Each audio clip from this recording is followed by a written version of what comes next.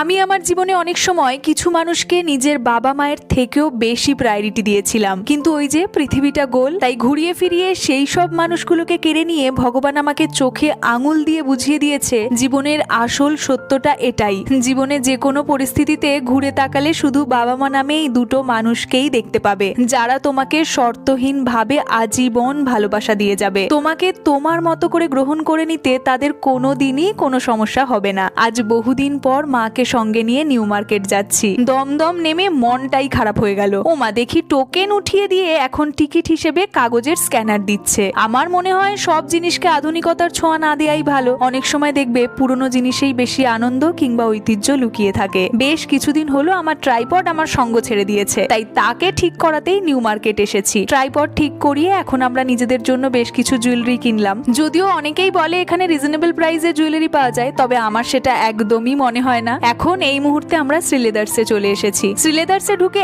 এত কিছুর মাঝে মা নিজের জন্য কিছু না কিনে আগে বাবার জন্য একটা বেল্ট দেখছে। হয়তো নিজের প্রয়োজনীয়তাটাকে ভুলে কাছের মানুষের প্রয়োজনীয়তাকে গুরুত্ব দেওয়াকেই ভালোবাসা বলে। সব শেষে মা মেয়েতে ক্যাথলিন থেকে খাওয়া দাওয়া করে একটা অপূর্ব সন্ধে উপভোগ করলাম। বাই।